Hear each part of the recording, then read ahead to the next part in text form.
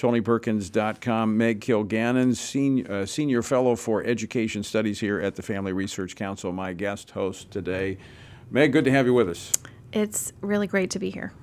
Well, we're going to turn now to what's happening in classrooms when it comes to sex education. Yes. And this is something we talk about a lot.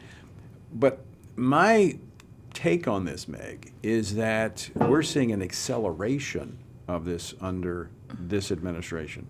Very much so. Very much an acceleration.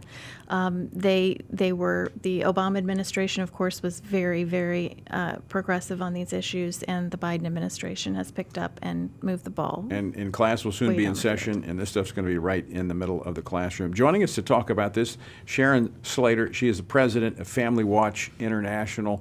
Sharon, welcome to Washington Watch. Thank you. Thank you, Tony and Meg. It's an honor to be with both of you. We're so happy to have you here, Sharon, because you've been working in this field for a while now, and we've had all of this build up over critical race theory, and people are really, really engaged. And this is the sort of energy that we've been trying to spur with talking about comprehensive sexuality education. So maybe you could explain to us how the two are a little related, and what really is comprehensive sexuality education. Well, according to the American College of Pediatricians, comprehensive sexuality education is one of the greatest assaults on the health and innocence of our children. We actually have a full website designed to help stop comprehensive sexuality education at stopcse.org. And on that website, you'll find our comprehensive sexuality education analysis tool. It has 15 harmful elements that we've been able to identify. And little known to most parents is under the Obama administration, the U.S. government started spending over $100 million on comprehensive sexuality education, getting it to your children with your tax dollars. And as was just mentioned, now under the Biden administration, in fact, just this week, the House Appropriations Committee just approved $130 million for this radical comprehensive sexuality education, which sexualizes children. We sometimes call it abortion rights, sexual rights, LGBT rights, indoctrination education, or sexualization education. Right. So Sharon, let me ask you this question, because just recently up in Washington State, a flyer was passed out to, I think it was fifth graders. And the school, after the parents found out about it, went into retreat, apologized, and said, oh, it was left over from Planned Parenthood to use to teach a course in here. Who is it that is behind these sex ed programs in our nation's schools? Well, if you go to Planned Parenthood's website, you will find that they actually brag about being the largest provider of comprehensive sexuality education or sex education in the United States. They're sending their teachers that have been trained in the radical gender and sexual rights ideology into the schools. In fact, what used to be the Santa Cruz publishing arm of Planned Parenthood is now something called ETR and Associates.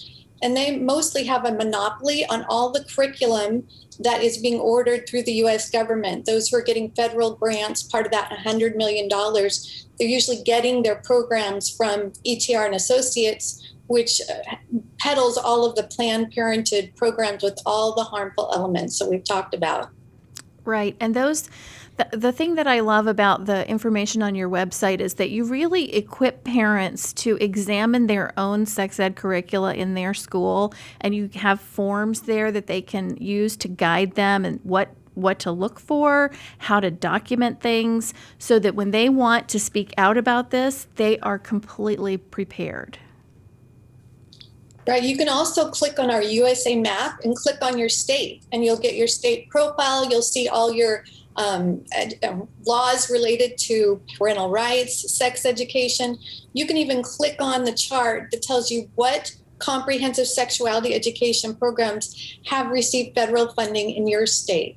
And I'll just give you an example of a popular federally funded program. It's in my state of Arizona, and it's called Making a Difference. And in it, it has a worksheet that says, what is abstinence? how can we express our sexual feelings? And it has this list that the teacher is supposed to elicit from the children.